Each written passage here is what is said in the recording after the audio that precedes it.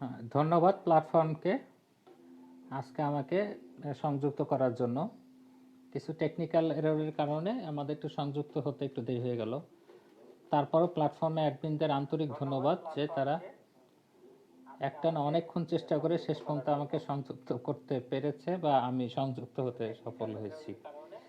বিতর্কিত ব্যক্তিদের ক্ষেত্রে যা হয় আর কি, সব কিছু একটু দেরিতে হয়। যাই হোক, আমরা যেহেতু অলরেডি অনেক সময় অতিবাহিত হয়ে গিয়েছে, আমরা সরাসরি তাহলে প্রসঙ্গে চলে আসি। আজকে আমরা যে ব্যাপারে আলাপ করতে চেয়েছিলাম, আমি বিশেষ করে, সেটা হলো গিয়ে যে কোভিড-19 রোগ। আপনারা সবাই জানেন কোভিড-19 রোগ নির্ণয়ের ক্ষেত্রে সারা দেশে বলবো না, সারা বিশ্বেই এখন একটা নানা রকম বিতর্ক চলছে। সেই বিষয়গুলো নিয়েই কোভিড-19 রোগ ডায়াগনোসিসের ক্ষেত্রে আমরা কি পদ্ধতিগুলো অবলম্বন করতে পারি সেগুলো একটু আপনাদের সাথে আলাপ করার জন্যই আজকে আমার এই লাইভে আসা। প্রথমে একটু বলে নেই, আমি ডাক্তার জাহিদুর রহমান। আমি একজন ভাইরোলজিস্ট হিসেবে আছি, assistant professor, Shaheed Suhrawardy medical college. যেহেতু আমি ভাইরোলজি সাবজেক্টে নিয়ে পড়াশোনা করেছি, সেহেতু এই আমাদের কাজকর্ম সবগুলোই আপনার এই ল্যাব ওরিয়েন্টেড বা ল্যাব বেসড। সেখানে আমরা র্যাপিড টেস্ট বলেন, পিসিআর বলেন, এগুলো করে এসেছি দেখে আমি মনে করছি যে এই ব্যাপারে আমার কিছু বলা প্রয়োজন হয়ে পড়েছে। দেখুন, আমি একেবারে সরাসরি যে প্রশ্নে চলে যাচ্ছে, যে প্রসঙ্গে যেতে চাই, সেটা হলো এই কোভিড-19 রোগ ডায়াগনোসিসের ক্ষেত্রে বা SARS-CoV-2 যেটা বলা হয়, সার্স করোনা ভাইরাস 2 ভাইরাসটি ডায়াগনোসিস ক্ষেত্রে আমরা কি কি পদ্ধতি অবলম্বন করি। দেখেন, মোটা দাগে বলা যায়, আগে একটু বলে নিই যে আমরা যখনই ল্যাবরেটরিতে কোনো টেস্ট, নতুন কোনো টেস্ট আপনি রান করতে চাই বা ডেভেলপ করতে চাই, তখন আমরা বিশেষ কয়েকটা পয়েন্ট উল্লেখ মাথায় রাখার চেষ্টা করি। সেগুলো WHO যেটাকে এক কথা বলে অ্যাসিউর্ড, একটা কথা বলা অ্যাসিউর্ড, ASSUREED, অ্যাসিউর্ড। এটা মনে রাখার সুবিধার্থে। এটা দিয়ে কী বোঝায়, যেমন অ্যাসিউর্ডের এ দিয়ে বোঝায় অ্যাফোর্ডেবল। টেস্টটা অ্যাফোর্ডেবল হতে হবে। দেন টেস্টটা এসতে বোঝা, টেস্টটা সেন্সিটিভ হতে হবে, টেস্টটা স্পেসিফিক হতে হবে, টেস্টটা ইউজার ফ্রেন্ডলি হতে হবে, টেস্টটা রিলায়েবল এবং রোবাস্ট হতে হবে, এবং টেস্টটা ইকুইপমেন্ট ফ্রি হতে হবে, এবং টেস্টটা ডেলিভারেবল হতে হবে টু দ্য এন্ড ইউজার। সোজা কথা, যত তাড়াতাড়ি যে টেস্ট করবে তার কাছে আমি পৌঁছে দিই। আসলে এই কয়টি ক্রাইটেরিয়া বলা যত সহজ, কোনো টেস্টই আজ পর্যন্ত এই ক্রাইটেরিয়াগুলো সম্পূর্ণ ফুলফিল করতে সক্ষম হয়নি। তারপরও যেই ক্ষেত্রে যেই টেস্টটা ফুলফিল হয়, সেই টেস্টটাকে আমরা সাধারণত গোল্ড স্ট্যান্ডার্ড টেস্ট বলি আর কি, যে কোনো রোগের ক্ষেত্রে। এটা এক একটা রোগের ক্ষেত্রে এক একটা টেস্ট গোল্ড স্ট্যান্ডার্ড হতেই পারে। যেমন আমি নিজে HIV নিয়ে কাজ করেছি। HIVর ক্ষেত্রে গোল্ড স্ট্যান্ডার্ড টেস্ট এখনও বলা হয় ওয়েস্টার্ন ব্লট টেস্ট। এছাড়া আরও অনেকভাবেই HIV নির্ধারণ করা যায়, কিন্তু গোল্ড স্ট্যান্ডার্ড এখনও বলা হয় ওয়েস্টার্ন ব্লট টেস্টকে। সেই একইভাবে এই কোভিড-19-এর জন্য, যে কোভিড-19 তো রোগটার নাম, এই ভাইরাসটার নাম সার্স করোনা ভাইরাস 2।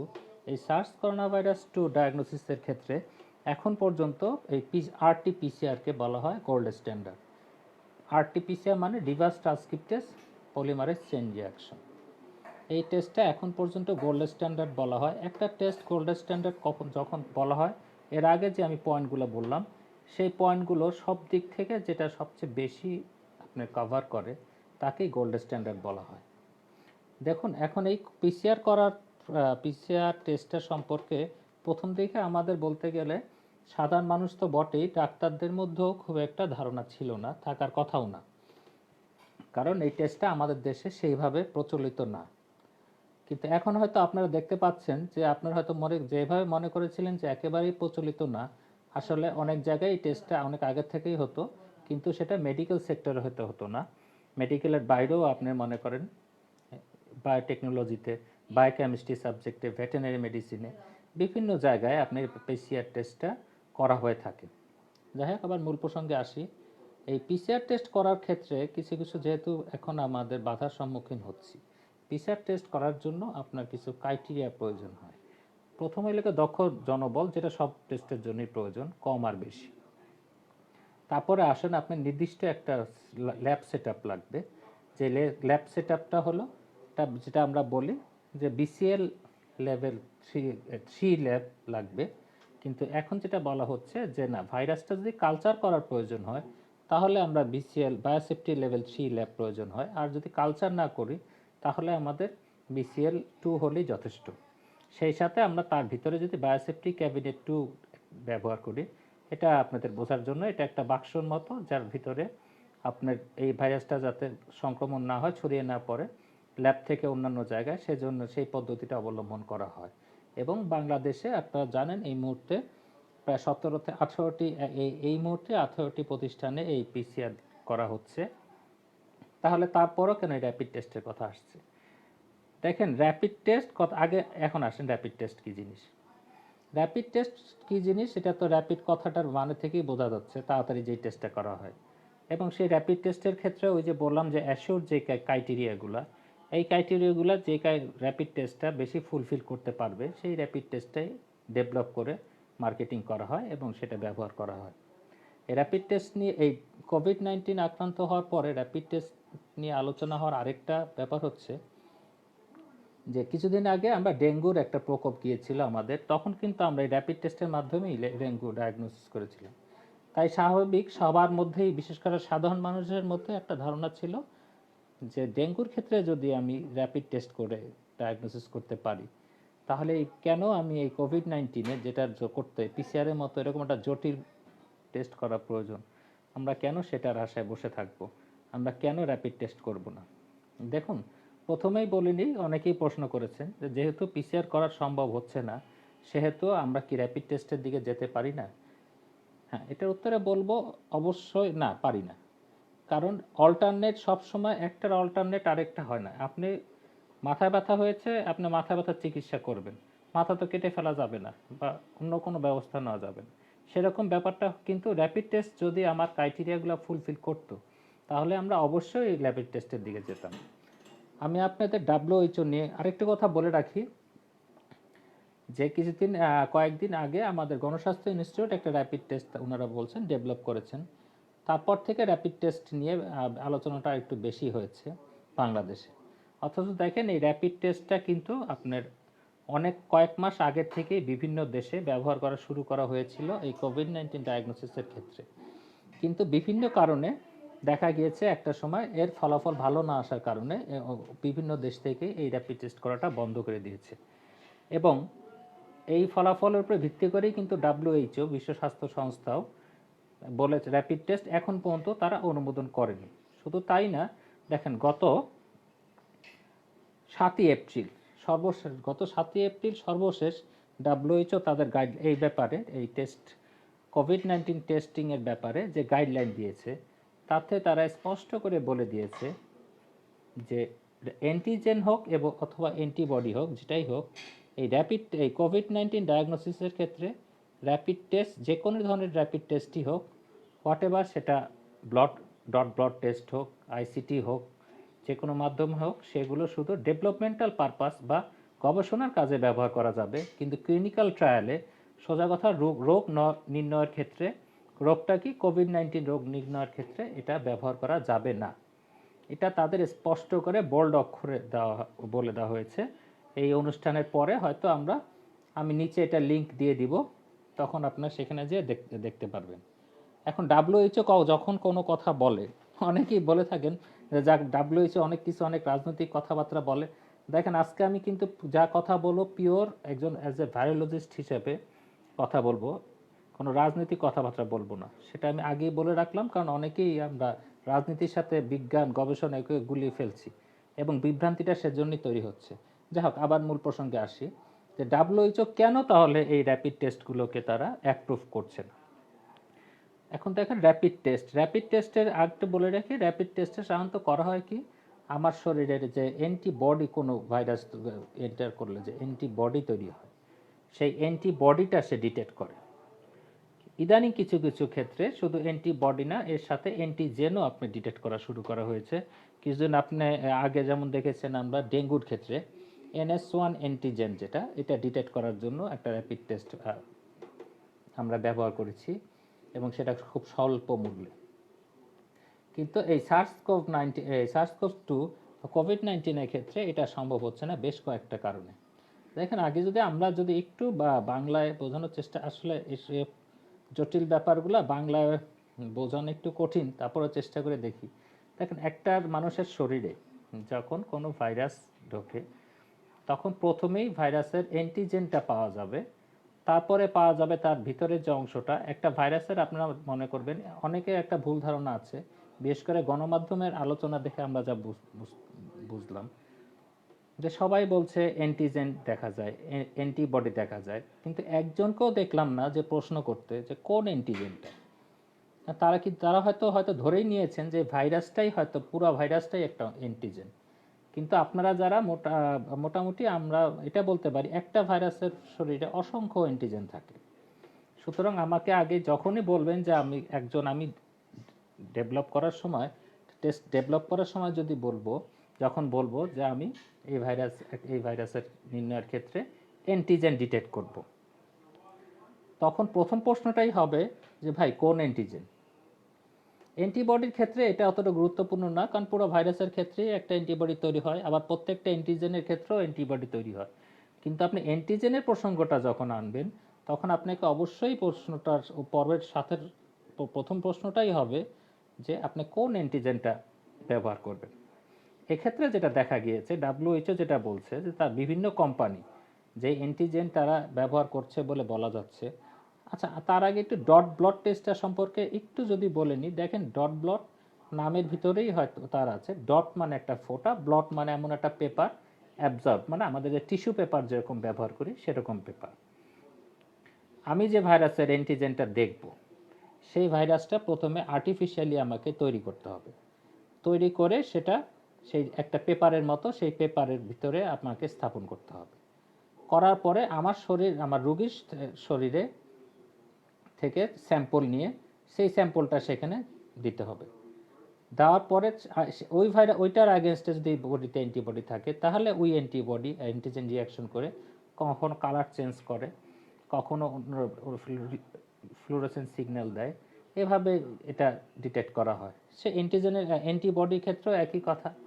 আপনি যে অ্যান্টিবডিটা আপনি ডিটেক্ট করবেন, সেই অ্যান্টিবডিটা আপনাকে আর্টিফিশিয়ালি তৈরি করতে হবে। এটাকে আমরা মনোক্লোনাল অ্যান্টিবডি বলি। সেই অ্যান্টিবডিটা আর্টিফিশিয়ালি তৈরি করে আপনি ডট ব্লটে দিয়ে রাখলেন।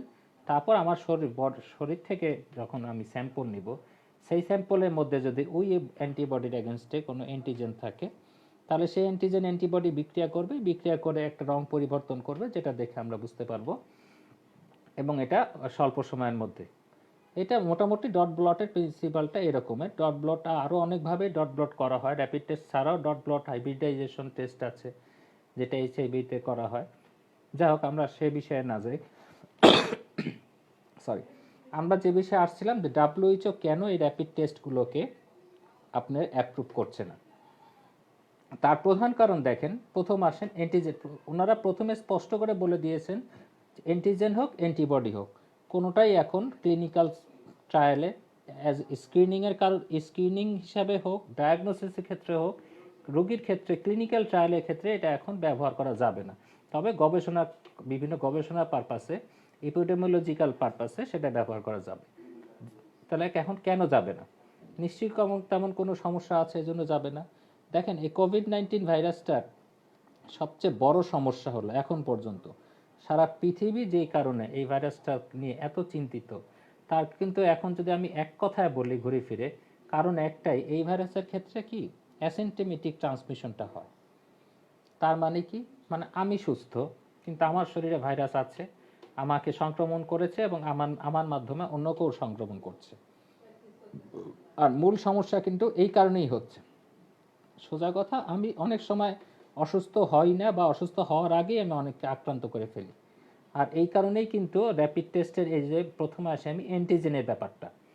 দেখেন, ভাইরাসের অ্যান্টিজেনটা শরীরে প্রথমেই, আমি এটা একটু আগে হয়তো বলেছিলাম, আবার বলি, একটা ভাইরাস যখন শরীরে ঢোকে তখন প্রথমে তার চিহ্নিত করা সহজ হয় তার অ্যান্টিজেনটা, শরীরে যে কোনো একটা ভাইরাসের শরীরে যে কোনো একটা অংশ।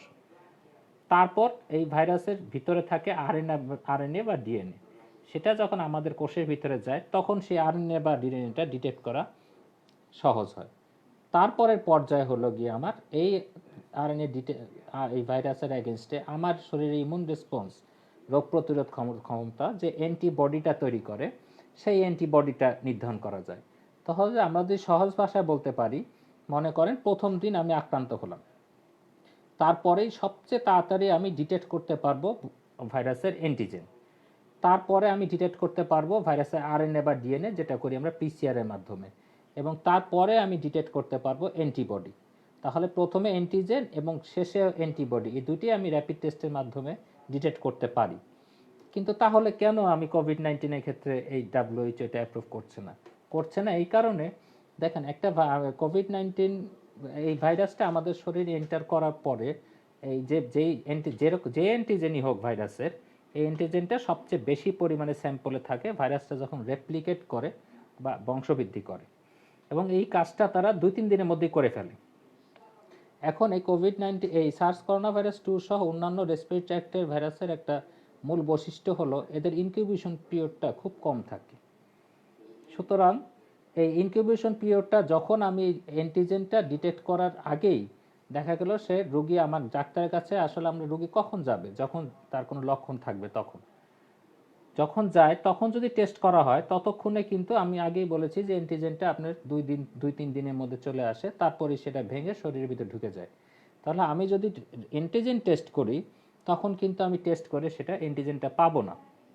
তাহলে সেটা কি হবে, তাহলে কিন্তু এটা একটা ফলস নেগেটিভ হবে।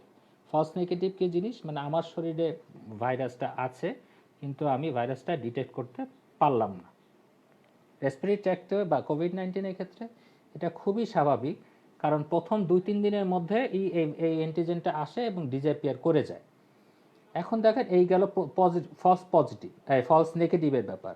এই অ্যান্টিজেন টেস্টে আবার ফলস পজিটিভেরও সম্ভাবনা আছে। কিভাবে সেটা দেখেন, এই যে করোনা ভাইরাসের ক্ষেত্রে কিছু কিছু ব্যাপার আছে। এই করোনা ভাইরাস বা মানুষ যে করোনা ভাইরাস আক্রমণ করে, আপনারা জানেন এখন পর্যন্ত 60টা গ্রুপের করোনা ভাইরাস আছে, তাদের মধ্যে অনেকেরই কমন যেগুলো আপনি সর্দি কাশি হাসি করে থাকে। সরি। তাহলে আমরা বুঝতে পারছি যে এই যে অ্যান্টিজেনটা, আগে আমার জানতে হবে অ্যান্টিজেনটা স্পেসিফিক কোন অ্যান্টিজেন। এই অ্যান্টিজেনটা যদি এমন অ্যান্টিজেন হয় যেটা এই 7 রকমের ভাইরাসের সবার শরীরেই থাকে, তাহলে কি হবে, তাহলে কিন্তু অন্যান্য করোনা ভাইরাস দ্বারা আমি আক্রান্ত হলেও আমার টেস্টে কিন্তু পজিটিভ আসছে। আপনারা জানেন আমাদের সারা বছর যে হাসি কাশি হয় তার 1/5 করে এই করোনা ভাইরাস। তাহলে এটা একটা ফলস, শুধু প্রথম বললাম যে ফলস নেগেটিভের কথা। এখন দেখেন এই অ্যান্টিজেন টেস্ট করলে আমার ফলস পজিটিভ হওয়ার সম্ভাবনাটাও কিন্তু খুব প্রবল বেশি থাকছে, কারণ 1/5 সর্দি কাশি জ্বরে আমরা সবসময় আক্রান্ত হই।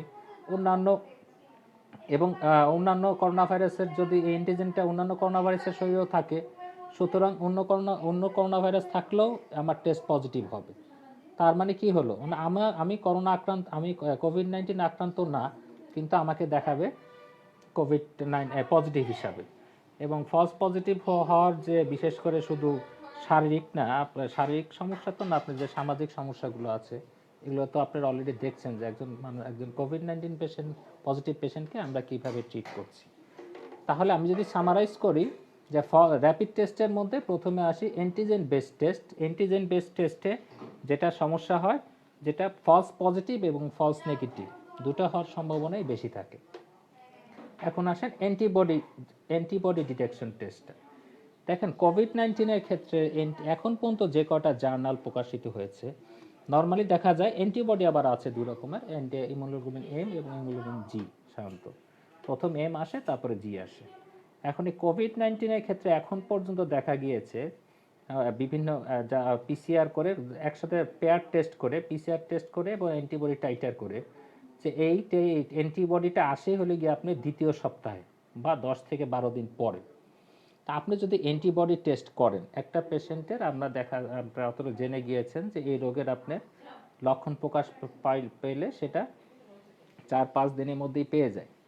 তো তখন যদি আপনি অ্যান্টিবডি টেস্ট করেন তাহলে সেই অ্যান্টিবডিটা কিন্তু আপনি ডিটেক্ট হবে না।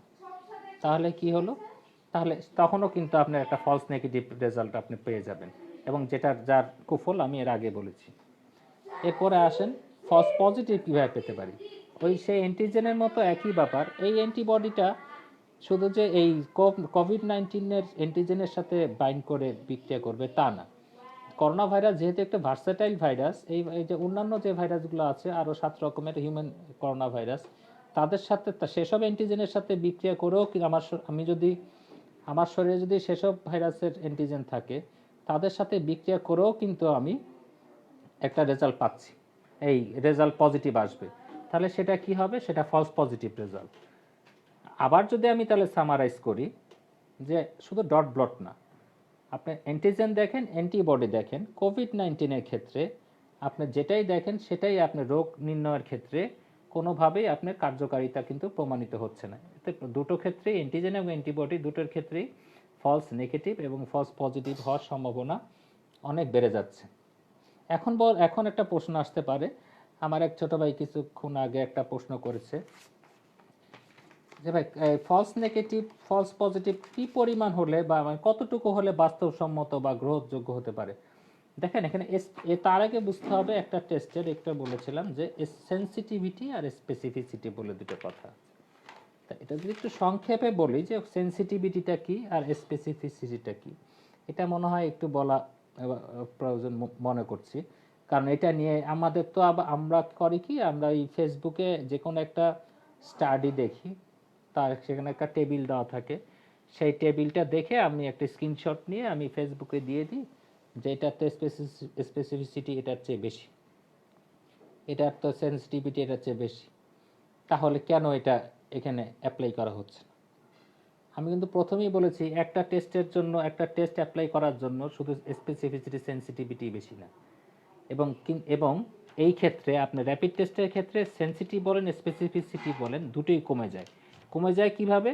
কারণ স্পেসিফিসিটির যে সূত্রটা আছে সেখানেও আপনার ফলস নেগেটিভ ফলস পজিটিভের একটা ব্যাপার আছে, এবং সেন্সিটিভিটির যে স্পেসিফিসিটির এবং সেন্সিটিভিটি দুটোর ক্ষেত্রেই আপনার ফলস নেগেটিভ এবং ফলস পজিটিভের একটা ইকুয়েশন আছে। যে কোনো টেস্টেই ফলস নেগেটিভ এবং ফলস পজিটিভ যখন বেড়ে যায়, আলটিমেটলি সেই টেস্টগুলোর সেন্সিটিভিটি এবং স্পেসিফিসিটি কমে যায়। এবং এই এতক্ষণ এর আগে যে কারণগুলো বললাম, যে কারণে প্রচুর পরিমাণে ফলস পজিটিভ এবং ফলস নেগেটিভ হয় এই র্যাপিড টেস্টগুলোয়, সুতরাং স্বাভাবিকভাবেই সেন্সিটিভিটি এবং স্পেসিফিসিটি এটা কমে যাবে। আর কমে গেলেই তো এটা গোল্ড স্ট্যান্ডার্ড টেস্টের চেয়ে পিছনে পড়ে থাকবে এবং এটা অ্যাপ্লাই করা যাবে না। এখন আসেন, এগুলো তো তথ্য কথা, এখন হলো একটু বাস্তবিকভাবে যদি আমি চিন্তা করি, ঠিক আছে, যে একটা রোগী ফলস নেগেটিভ হলে কি সমস্যা বা ফলস পজিটিভ হলে কি সমস্যা। এই ভাইরাসটাই এমন, যেটা এই যে আগের কথা আরেকবার বলছি, যে এমনভাবে ছড়িয়েছে, তার একটা মূল কারণ কিন্তু অ্যাসিম্পটোমেটিক ট্রান্সমিশন, বা রোগী জানে না। সোজা কথা, আমি কিন্তু আমার শরীরে নির্দিষ্ট একটা সময় এই অ্যান্টিজেনটা নির্দিষ্ট একটা সময় থাকবে ভাইরাস শরীরে এন্টার করার পর থেকে 2-3 দিন পর্যন্ত, এবং অ্যান্টিবডিটা গ্রো হচ্ছে 2 সপ্তাহ পরে। অথচ এর মাঝখানের সময়টুকু আবার আপনার পুরো সময়টুকু আপনি পিসিআর করে আপনি এটা পজিটিভ পাচ্ছেন। আপনি যদি বাস্তবতার ক্ষেত্রেও চিন্তা করেন, এই ডক্টর আপনি ডায়াগনোসিস করতে হলে পিসিআরই এটা গোল্ড স্ট্যান্ডার্ড, এটা বুঝতে বেশি গবেষণার প্রয়োজন হয় না, আপনার কমন সেন্স খাটালেও কিছুটা আইডিয়া পেতে পারেন। তারপরও বিভিন্ন জায়গায় বিভিন্ন গবেষণা হচ্ছে, যদি সেন্সিটিভিটি স্পেসিফিসিটি আরও কাছাকাছি নিয়ে বা অন্যান্য ব্যাপারগুলোকে প্রমাণিত করে গোল্ড স্ট্যান্ডার্ডের সাথে তুলনা করে, এটা ট্রায়াল বলে, আমরা ট্রায়াল বলে থাকি। এটা এই ট্রায়াল আপনার এই যে 3টা 4টা 5টা স্যাম্পল দিয়ে কখনো কোনো ট্রায়াল হয় না। আর ট্রায়ালের ব্যাপারও আবার ব্যাপার আছে, যেমন একটা বলি অ্যান্টিজেনটা আপনার পাওয়া যায় হলো গিয়া এই কোভিড-19-এর ক্ষেত্রে অ্যান্টিজেনটা ভাইরাসটা পাওয়া যাবেই সবচেয়ে বেশি পরিমাণে হলো রক্তে, বলতে গেলে এটা আসেই না, এটা পাওয়া যায় হলে ন্যাসাল সোয়াবে বা ওরোফ্যারিঞ্জিয়াল সোয়াব, লালার মাধ্যমে, লালায় থাকে। এখন আপনি যদি ব্লাডে এটার অ্যান্টিজেন টেস্ট করেন, তাহলে তো অ্যান্টিজেন আপনি পাবেন না। আপনি ভাইরাস থাকলেও আপনি যেখানে খোঁজার কথা সেখানে যদি আপনি না খোঁজেন তাহলে তো পাবেন না। আর 5টা স্যাম্পল দিয়ে তো পাওয়ার কোনো প্রশ্নই আসে না। তারপর আসেন অ্যান্টিবডির কথা। অ্যান্টিবডিটা আবার ব্লাডে পাওয়া যায়। এখন অ্যান্টিবডিটা যদি আপনি আবার ওই স্যাম্পল আপনার ওরোফ্যারিঞ্জিয়াল সোয়াবে খুঁজেন, তাহলে অত সেখানে কনসেন্ট্রেশনটা কম থাকে। তা যাই হোক, এগুলো আসলে অনেক বিস্তারিত, এইগুলো আসলে একটা প্রোটোকল আছে সব কিছুর। একটা আপনি টেস্ট যখন ডেভেলপ করতে যাবেন তখন আপনি নিজে একটা প্রথমে প্রোটোকল করবেন। এই প্ল্যাটফর্মে আসলে অনেক ডাক্তার আছেন যারা পোস্ট গ্রাজুয়েশন করেছেন, তারা আপনারা সবাই জানেন যে আপনার একটা থিসিস করার আগে আপনারা একটা প্রোটোকল প্রেজেন্ট করতে হয়। সেই প্রোটোকলটা দেখে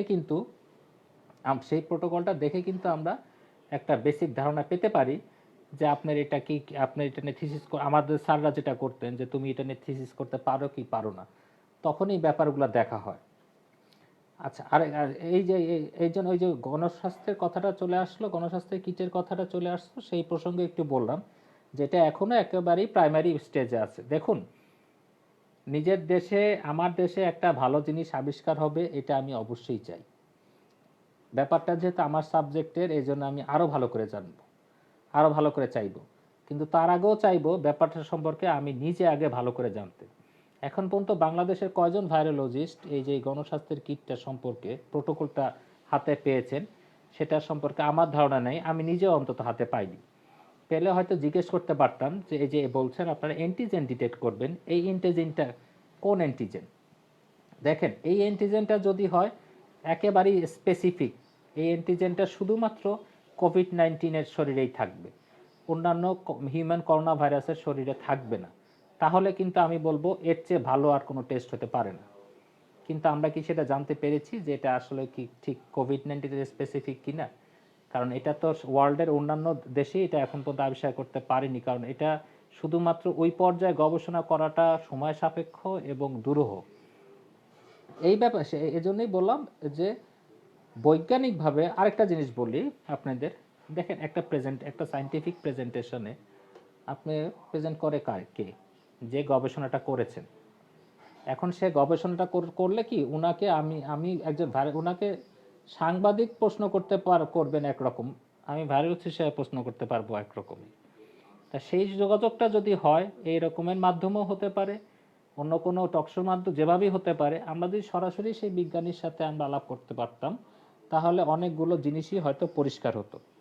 কিন্তু এই মুহূর্তে সেই আলাপের প্রক্রিয়ার মধ্যেই আমি যেতে চাচ্ছি না। কারণ কি, প্রিন্সিপাল যেটা দেখেন, ধরেন বিক্রমপুর মিষ্টান্ন ভান্ডার সারা ঢাকা শহরে, সারা বাংলাদেশে প্রতিদিন মিষ্টি সরবরাহ করে। তা কোনো ক্ষেত্রে আমার মনে হলো যে তারা তো অনেক ধরনের মিষ্টি বানায়, চমচম বানায়, রসগোল্লা বানায়, অনেক রকম মিষ্টি বানায়। কিন্তু আমার যখন সন্দেহ হবে যে তারা যে উপাদানটা দিয়ে, মূল উপাদান যে দুধটা ব্যবহার করে, গরুর দুধ, সেই দুধটার মধ্যে আমি যদি মনে করি যে এটা যে পরিমাণ থাকা প্রয়োজন সেই পরিমাণ পুষ্টিমান বা সেই পরিমাণ নাই, তখন তো আমি ঢাকা শহরের মিরপুর ব্রাঞ্চের বা আরেক ব্রাঞ্চের তখন কিন্তু আমি কিন্তু মিষ্টি নিয়ে টেস্ট করে দেখব না। কারণ আমি তো জানি যে সারা ঢাকা শহরের মিষ্টি যেটা দিয়ে বানানো হয়েছে সেটাতেই সমস্যা। এই কোভিড-19 র্যাপিড টেস্টের ক্ষেত্রে একই ব্যাপার। পুরো প্রিন্সিপালটা, র্যাপিড টেস্ট যেই প্রিন্সিপালটার উপরে আপনার এস্টাবলিশড, সেই প্রিন্সিপালটাই যেখানে গ্রহণযোগ্য না এখনো, সেখানে একটা নির্দিষ্ট র্যাপিড টেস্ট নিয়ে আলোচনা করার কোনো প্রশ্নই আসে না। আর আলাপ আলোচনার যে ব্যাপারগুলো, সেই ব্যাপারগুলোরও কিন্তু একটা ধাপ আছে। আমি একটা চাকরিতে ইন্টারভিউ দিতে যাব, আমি কিন্তু ঘরে বসে বলতে পারি না যে আপনারা আসুন আমার ইন্টারভিউ নিয়ে যান। আমি আমার পেপারস তৈরি করব, আমার পক্ষে আমি আমার গবেষণা করে একটা শক্ত একটা প্রমাণ দেখানোর চেষ্টা করব। তখন সেটা যদি আমি কারো কাছে প্লেস করি তখন তারা সেটা মেনে নিতে বাধ্য। আর এখন শুনেন, এখন হলো গিয়া সারা পৃথিবীটাই একটা গ্রামের মতো। আপনি একটা টেস্ট আবিষ্কার করলে আপনার যদি কোয়ালিটি থাকে তাহলে এটা কেউ না কেউ এটা অ্যাকসেপ্ট করে নিবেই। কারণ এই মুহূর্তে ওয়ার্ল্ড ওয়াইড একটা বিশাল ক্রাইসিস চলছে। এই প্রসঙ্গে আরেকটু বলে রাখি যে এই যে র্যাপিড টেস্ট নিয়ে তো বিতর্ক হওয়ার সুযোগ আরেকটু হয়েছে আমাদের পিসিআর করার সক্ষমতা কমের জন্য। কিন্তু এই ব্যাপারে বলে রাখি, কারণ আরেক ভাই প্রশ্ন করেছেন যে পিসিআর করতে এত ম্যান পাওয়ার লাগে, এত কষ্ট, এত হচ্ছে না, এবং এটা একটা বাস্তবতা। আমার নিজের অনেক অভিজ্ঞতা হয়েছে যে এখন রিপোর্ট পেতে 2 দিন 3 দিন লেগে যাচ্ছে। এমনও হয়েছে যে প্রথমবার নেগেটিভ এসেছে, পজিটিভ এসেছে, যাক সে প্রসঙ্গে আমি যাচ্ছি না। সোজা কথা, আমরা যে পরিমাণ আগের চেয়ে বেড়েছে, কিন্তু যে পরিমাণ পিসিআর করা দরকার সেই পরিমাণ আমি করতে পারছি না। কিন্তু তার অর্থ এই না যে পিসিআরের এই দুর্বলতা ঢাকতে আমি অ্যান্টিবডি টেস্ট চালু করব। কারণ অ্যান্টিবডি টেস্ট তো আমাকে প্রোটেক্ট করবে না। এই ভাইরাসটা আমরা ডায়াগনোসিস করি কেন জানেন? এই ভাইরাসের ডায়াগনোসিস কিন্তু আমরা করি যে আমি অসুস্থতা থেকে বাঁচার জন্য বা এরকম কোনো কারণে না। এই ভাইরাসের ডায়াগনোসিসটা করি আমি যেন অন্যকে ছড়ানোর হাত থেকে দূরে থাকি। সোজা কথা, আমাকে যেন তাড়াতাড়ি আইসোলেট করা যায়। কারণ আপনারা খুব ভালো করেই জানেন যে এই কোভিড-19-এর আপনার ট্রান্সমিসিবিলিটিটা মারাত্মক, অনেক বেশি, কিন্তু মৃত্যু হার কম।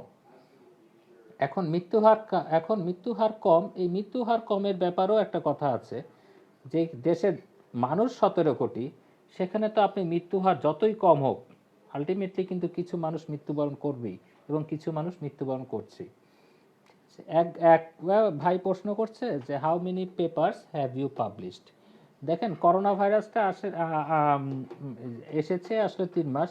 আমার পক্ষে কোনো পেপার এখন পর্যন্ত করোনা ভাইরাসের উপরে পাবলিশ করা সম্ভব হয়নি, তবে হয়তো 1 থেকে 150 জার্নাল পড়া সম্ভব হয়েছে। এবং আমার এই প্রত্যেকটা কথা যেহেতু এগুলো তো ওয়েল ডকুমেন্টেড এবং রেকর্ডেড, এই কথাগুলো আমি নিজের বানানো কথা না, সবগুলোই আমি বিভিন্ন জার্নাল থেকে নিয়েই বলছি। তারপরে আপনারা যদি কেউ আগ্রহ প্রকাশ করেন, আমি ডিটেলস প্রত্যেকটা কথার আবারও ব্যাখ্যা দিতে পারবো। আচ্ছা, আরেক ভাই প্রশ্ন করেছেন, করোনার বেশিরভাগ রোগী সংক্রমিত হওয়ার 7 দিনের মাথায় খারাপ হয়, সকালে টেস্ট করতে দেয় আর রিপোর্ট পরের দিন, অথচ রাতেই শ্বাসকষ্ট শুরু হয়। যদি অ্যান্টিবডি টেস্ট করা যেত তাহলে কিন্তু 7 দিনের মাথায় অ্যান্টিবডি টেস্টে গুরুত্ব আছে, বিষয়টি আলোচনা আনলে ভালো হয়। হ্যাঁ, যে অবশ্যই আপনার এই প্রশ্নের উত্তর আসলে আমরা এর মধ্যে আলোচনা করে ফেলেছি যে অ্যান্টিবডি টেস্টটা কেন আমরা ব্যবহার করছি না। এর কারণ এটা আগেই বলেছি যে এটার প্রচুর পরিমাণে ফলস পজিটিভ এবং ফলস নেগেটিভ দুটো হওয়ার সম্ভাবনাই আছে। আরেক ভাই একটা প্রশ্ন করেছেন, ডাক্তার জাফরুল্লাহ বলেছে, যদি আজকে আমার আলোচনা ছিল, আচ্ছা আমি নিজেই অবশ্য সেদিকে চলে গেছি, এই প্রশ্ন উত্তর দিতে আমি এখন বাধ্য। ডাক্তার জাফরুল্লাহ বলেছে অ্যান্টিবডি বিজ্ঞানীদের ল্যাবে ইউজ করার জন্য কিনতে পাওয়া যায়, তারা সেটা কিনেছে।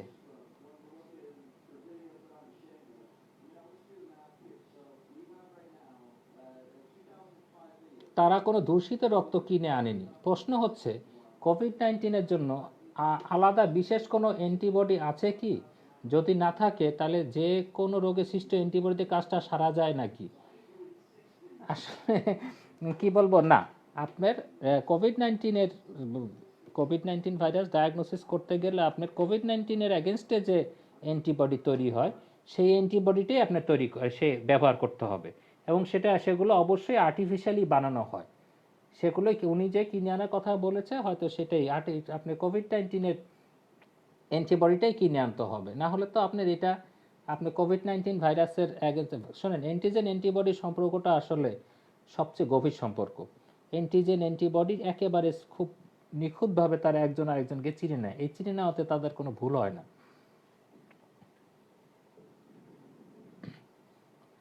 আরেক ভাই প্রশ্ন করেছেন, আমি 25 তারিখ সিলেট সদর হাসপাতালে টেস্ট করতে গিয়ে এখনো রিপোর্ট পাইনি, এই হলো পরীক্ষার অবস্থা। দেখুন, আসলে আপনি যেই সমস্যাটার কথা বলছেন, এরকম সমস্যা আসলে আমরা অনেকেই ফেস করছি, সম্মুখীন হচ্ছি, কিন্তু আমরা এটা উত্তরণের চেষ্টা করছি। আমি আমার নিজের অবস্থান থেকে আমার পরিচিত যতজন আছে আমি সবাইকে বলার চেষ্টা করছি, দেখেন বাংলাদেশে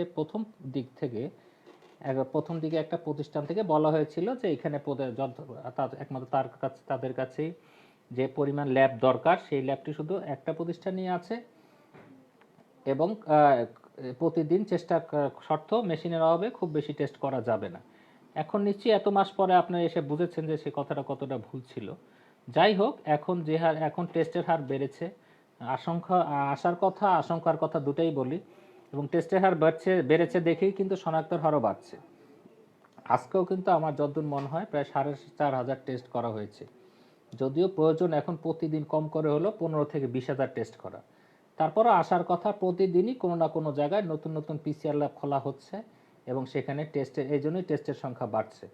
আমরা আশা করি আরও 1 মাসের মধ্যে আমরা হয়তো যতটুকু প্রয়োজন ততটুকু না পারলেও সেই লক্ষ্যমাত্রা আমরা পৌঁছে যাব, কিন্তু কোনোভাবেই আমরা এটা বলবো না যে আমি পিসিআর করতে পারছি না দেখে অ্যান্টিবডি টেস্ট বা র্যাপিড টেস্টের দিকে আগাবো।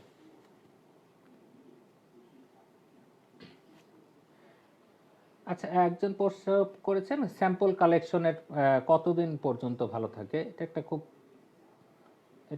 একটু প্রাসঙ্গিক হলেও চমৎকার একটা গুরুত্বপূর্ণ একটা প্রশ্ন করেছেন।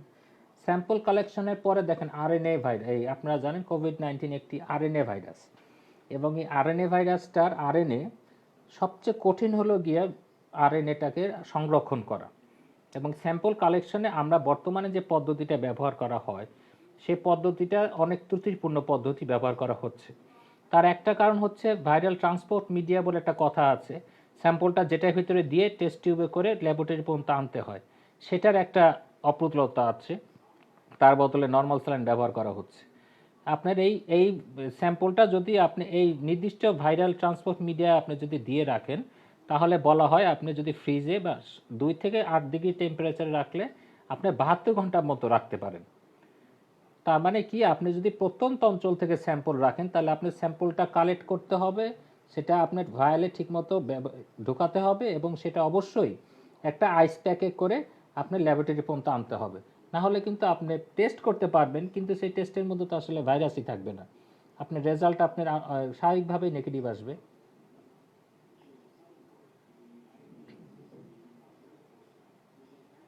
আচ্ছা, ভাইয়ের আরেকটা প্রশ্ন করেছে, রেদওয়ান স্যার বলেছিলেন 8 দিনের আগে অ্যান্টিবডি টেস্ট করলে সাধারণত পজিটিভ আসবে না, এরপর আসতে পারে। আমার প্রশ্ন হচ্ছে, এমন এমন কিছু যায় কিনা যে রোগী যেহেতু কততম দিনে এসেছে আমরা জানি না, তাই প্রথম তম দিনে একটি টেস্ট করে 8 দিন পরে যদি দ্বিতীয়বার টেস্টটি করা হয় তাহলে ট্রু পজিটিভ ক্ষেত্রে ট্রু পজিটিভের এরপর পরপর দুটো টেস্ট করলে আলাদা কোনো লাভ হয় কিনা। হ্যাঁ জি, আপনার প্রশ্নটা আমি বুঝতে পেরেছি। হ্যাঁ, আসলে রেদওয়ান স্যার বলেছেন 8 দিনের কথা, এখন আমি আরও স্টাডি দিয়ে বলছি যে সেই 8 দিন যেটা আগেই বলেছিলাম, যে সেটা এখন দেখা যায় 7 দিন, 10 দিন, 14 দিনও লেগে যাচ্ছে অ্যান্টিবডিটা আসতে, এবং সেই অ্যান্টিবডির কনসেন্ট্রেশনটা পরিমাণ নিয়েও আমাদের সন্দিহান আছে। কারণ টেস্ট করে দেখা গেছে যে একটা পেশেন্টের ভাইরাল লোড, মানে শরীরে প্রচুর পরিমাণে ভাইরাস, তারপরও সেরকমের সে অ্যান্টিবডি তৈরি করছে না। সুতরাং আপনি যদি অ্যান্টিবডি নিয়েই থাকেন হিমোগ্লোবিন জি, তাহলে আপনার অবশ্যই আপনার দুটো স্যাম্পল নিতে হবে, কনভালেসেন্স ডে যেটা বলি, একটা স্যাম্পল না 2 সপ্তাহ পরে নিয়ে আবার দুটো স্যাম্পল নিয়ে করে আপনার দেখতে হবে যে এই যে অ্যান্টিবডি পরিমাণটা বেড়েছে কিনা। যদি বাড়ে তাহলে আপনি টেস্ট পজিটিভ হিসাবে ধরতে পারেন। দেখেন এই কারণ, এই যে দেখেন বললাম 2 সপ্তাহ সময় লাগবে, এই ভাইরাসটা তো আমাদের এত সময় দিচ্ছে না, আর এই কারণেই কিন্তু এই টেস্টগুলোকে আমরা বারবার ডাব্লিউএইচও থেকে শুরু করে সবাই এই টেস্টগুলোকে আমরা কোনোভাবে অ্যাপ্রুভ করছে না। কারণ এই ভাইরাসের ক্ষেত্রে আমার যে প্রথম একটাই সূত্র, যে as early as possible trace করতে হবে, তাকে টেস্ট করতে হবে এবং তাকে ট্রিট করতে হবে। এই ট্রেস করতে যেই তো দেরি হয়ে যায়, প্রথম 7 দিন অপেক্ষা করার সময় নাই, কারণ তার মধ্যেই এই এই একজন আক্রান্ত লোক অনেককে ইনফেক্ট করে ফেলছে। বলতে পারেন অ্যান্টিজেন তো প্রথম 2 দিনের মধ্যেই করা যায়, প্রথম 2 দিনের মধ্যে আপনি কয়জন রোগী আপনার কাছে প্রথম 2 দিনের মধ্যে আসবে যে আপনি অ্যান্টিজেন টেস্ট করবেন?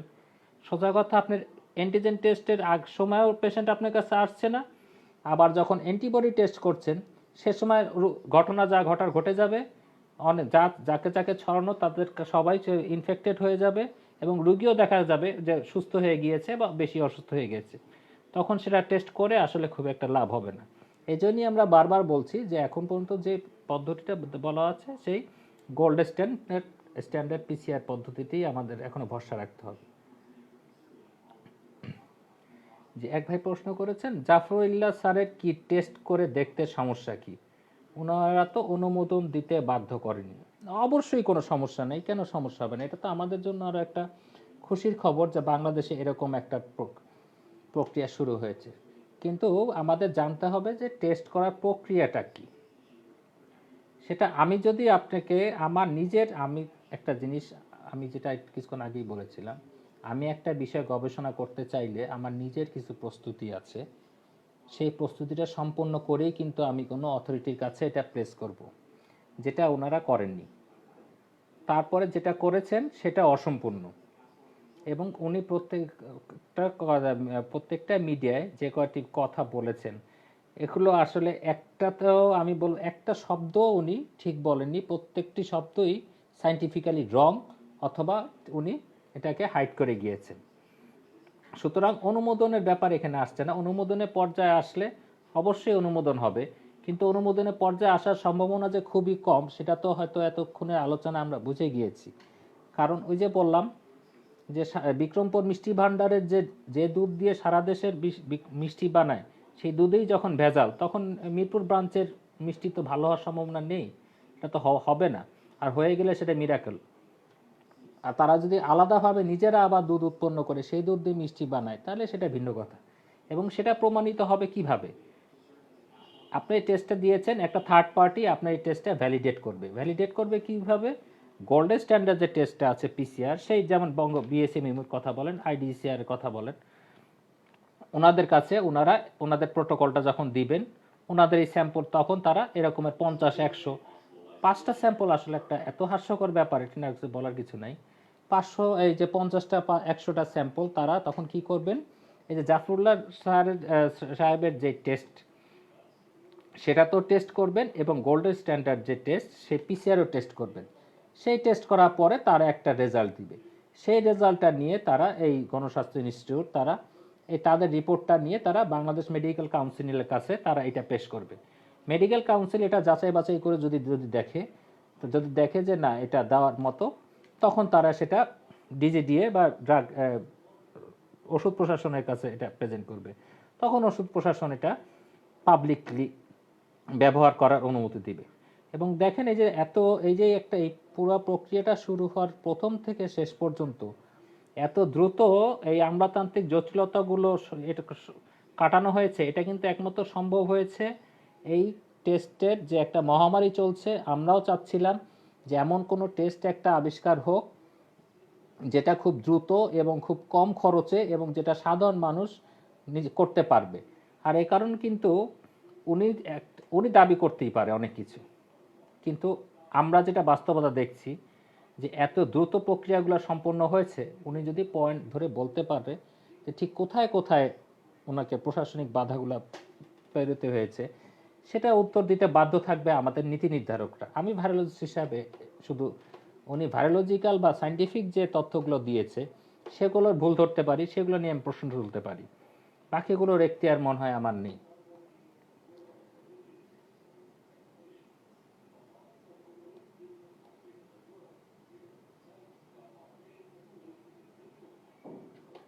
যে এক ভাই প্রশ্ন করেছেন, আমার আর ছোট ভাই আগে একটা প্রশ্ন করেছিল যে not 2-3 days, 6-7 days, what is sensitivity and specificity of PCR in first and second week. দেখেন, পিসিআর এর সেন্সিটিভিটি এবং স্পেসিফিসিটি এটা ডিপেন্ড করে টাইমের উপরে, আপনি কোন সময় করছেন। আগে বুঝতে হবে আমি কি পাচ্ছি ভাইরাসের। আমি পিসিআরে পাচ্ছি ভাইরাসের আরএনএ এবং ডিএনএ। স্বাভাবিকভাবেই সময়ের সাথে সাথে পিসিআর এর সেন্সিটিভিটি কমে যাবে, কারণ একটা ভাইরাসের অ্যাগেনস্টে যখন আমার শরীরে অ্যান্টিবডি তৈরি হবে 5-7 দিন পর থেকে, তখন সে ভাইরাসটা আস্তে আস্তে তার কর্মক্ষমতা হারিয়ে যাবে এবং আরএনএ ডিএনএগুলো একসময় অ্যাবলিশ হয়ে যাবে।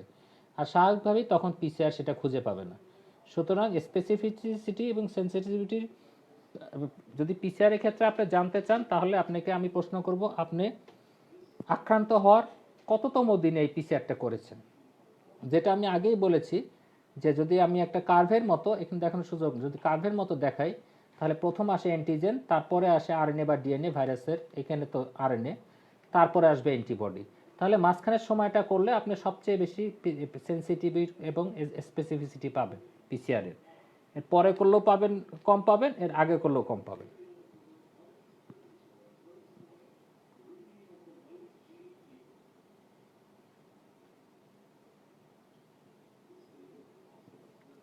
জি, আরেক ভাই প্রশ্ন করেছেন, ডাক্তার বিজন কুমার শীল এবং তার টিম যে উদ্বোধন করেছেন তার সেন্সিটিভিটি এবং স্পেসিফিসিটি কিভাবে বলা যাবে টেস্ট সরকারিভাবে ট্রায়াল না দিয়ে? আমি আসলে প্রথম থেকে একটা জিনিস বুঝতে পারছি না যে এই ক্ষেত্রে সরকার কেন, কোথা থেকে কিভাবে আসছে। মানে ট্রায়ালটা কি সরকার দিবে, মানে এই জিনিসটা আমার প্রথম থেকে আমি একটা বিভ্রান্তির মধ্যে আছি যে বারবার সরকারের প্রসঙ্গ কেন আসছে। কারণ দেখেন, সরকার প্রথম ওনারা আমদানি করতে চাইলো স্বল্পতম সময়ের জন্য, যেখানে সারা ওয়ার্ল্ডে যে সময় লকডাউন, স্বল্পতম সময়ের জন্য তারা কিন্তু কাঁচামাল আমদানি করার অনুমতি পেয়ে গিয়েছে। তারপরে তারা নিজেদের মতো করে তারা টেস্ট ডেভেলপ করেছে, তারপর কিছু দুদিন আগে তারা এটাকে প্রেজেন্ট করেছে। এই প্রেজেন্ট করার পরে এই যে সেন্সিটিভিটি স্পেসিফিটিটা কিভাবে বলা যাবে, এইটা নির্ধারণ করবে, আমি যে কিছুক্ষণ আগে বলেছি যে একটা থার্ড পার্টি, এটা আপনার এরকমের বাংলাদেশে এরকম মনে হয় 8টি বা 9টি এরকম ইনস্টিটিউট আছে যারা এগুলা ভ্যালিডেট করে। তারা এই যে তাদের মতো করে এইভাবে যখন ট্রায়াল দিবে, পাশাপাশি গোল্ড স্ট্যান্ডার্ড টেস্টের সাথে করে দেখবে, তখন সেন্সিটিভিটি স্পেসিফিটি তখন বলা যাবে। তার আগ পর্যন্ত কোনোভাবেই বলা যাবে না। সুতরাং সরকারিভাবে ট্রায়াল না দিয়ে, ট্রায়াল আসলে সরকার দিবে না, ট্রায়াল দিবে আপনার একটা স্বায়ত্তশাসিত প্রতিষ্ঠান, যেটা আপনি এখন বর্তমানে তারা, আমি যতদূর জানি যে সেটা বিএসএমএমইউ এবং আইসিডিডিআরবির কাছে ওনারাই ওনাদের এই প্রোটোকলটা জমা দিয়েছে।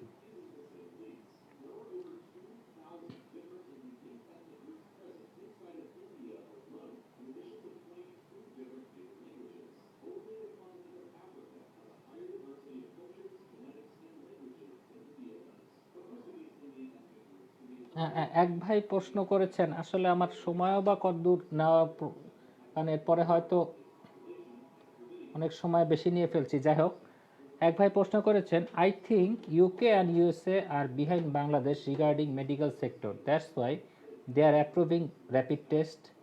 Bangladesh is suffering for some stupid guy at the top and some lumpkin in the Facebook. জি, আপনাকে আমি দায়িত্বের সাথে জানাতে চাই, ইউকে এবং ইউএসএতে আপনার এখন পর্যন্ত ইউএসএতে একটা র্যাপিড টেস্টও আপনার অ্যাপ্রুভ করেনি। তা যেহেতু ইউকে এবং ইউএসএ অ্যাপ্রুভ করেনি এবং বাংলাদেশও অ্যাপ্রুভ করেনি, সেহেতু আপনার এই পুরো কমেন্টটাই অসার হিসেবে প্রমাণিত হয়। তারপরেও যদি আপনি প্রমাণ দেখাতে পারেন, আমি আমার ভুল অবশ্যই স্বীকার করে নিব। কিন্তু আমি এখন এই পর্যন্ত, আমি এই লাইভে আসার আগেও আমি যে আপডেট নিয়ে দেখেছি যে এখন পর্যন্ত ইউকে এবং ইউএসএ কেন বা পৃথিবীর কোনো দেশেই যে অথরিটি থাকে, ইউএসএর ক্ষেত্রে যেমন এফডিএ, কোনো দেশে আপনি এরকমের র্যাপিড টেস্ট এভাবে আপনার অ্যাপ্রুভ করেনি। কিছু কিছু ক্ষেত্রে করেছিল, তারপর পরে আবার সেটা বাতিলও করা হয়ে গিয়েছে। তাহলে আপনি হয়তো জানেন যে হয়তো আপনার কাছে খবরটা আছে যে এটা অ্যাপ্রুভ করেছে, কিন্তু পরে যে বাতিল হয়েছে এই খবরটা হয়তো নাই। দরকারে সেই খবরটা নিয়ে যদি এরকম কমেন্ট করেন তাহলে হয়তো ভালো হয় আর কি। যাই হোক, অনেকক্ষণ আলাপ করলাম, আসলে কারো মনে কষ্ট দিয়ে থাকলে দুঃখিত। আর আমি আসলে এভাবে, আমি তো আসলে একটু লেখালেখির সাথে অভ্যস্ত, বলা বলিটা খুব একটা ভালো পারি না, এটা আমার বদনামও আছে। যাই হোক, তবে প্ল্যাটফর্মকে আবারও ধন্যবাদ যে এতক্ষণ সময় দেওয়ার জন্য আমাকে, এরকম একটা জটিল বিষয়ে কথা বলার জন্য। এবং আপনাদের সবাইকে ধন্যবাদ যারা এখন পর্যন্ত ধৈর্য ধরে শুনছেন। আমি কোনো রকমের, শোনেন, মেডিকেল সায়েন্স হলো সবসময় এভার চেঞ্জিং। আমি যে কথা বলছি এই কথাটা কোনোটাই আমার না, কিন্তু যেসব রেফারেন্স থেকে বলছি সেগুলো যে সম্পূর্ণ মানে সঠিক সেটা বলারও কিন্তু কোনো উপায় নেই। তারপরও আমাদের আপডেটেড থাকতে হবে। এবং আপনাদের সবার উদ্দেশ্যে একটা কথাই বলবো যে টেকনিক্যাল কিছু কিছু বিষয়, এই বিষয় আমি একটা বিষয় নাই জানতে পারি, না জানতে পারলে করব কি, আমি যে জানে তাকে প্রশ্ন করব, আর না হলে চুপচাপ বসে থেকে বিভিন্ন মানুষের আলোচনা শুনব। অল্প জ্ঞান নিয়ে বা একেবারে জ্ঞান ছাড়া দয়া করে কেউ এরকমের একটা মহামারীর মধ্যে আপনারা বিভ্রান্তি ছড়াবেন না, এই রিকোয়েস্টটা আমি আপনাদের কাছে সবার কাছে রাখতে চাই। দেখুন, বিজ্ঞানকে বিজ্ঞানের পথে হাঁটতে দিন, রাজনীতিতে রাজনীতির জায়গায় থাকুক। আমরা বিজ্ঞানের সাথে, গবেষণার সাথে আছি। কথাবার্তাগুলো আমাদের যে যা রাজনৈতিক পরিচয় যাই হোক, আমরা যখন কোনো বিজ্ঞান নিয়ে কথা বলবো তখন সেটাকে খোলা মনে নেওয়াটাই মনে হয় আমাদের সবার জন্যই ভালো হবে। আপনাদের সবাইকে ধন্যবাদ, বিশেষ করে প্ল্যাটফর্মের ফয়সালকে মানে আন্তরিকভাবে ধন্যবাদ যে সে চেষ্টা করতে করতে করতে করতে আধা ঘন্টা পরে হলেও আমাকে সংযুক্ত করতে পেরেছে। ভবিষ্যতে আবার দেখা হবে। তাহলে আজকে এই পর্যন্ত, ভালো থাকবেন।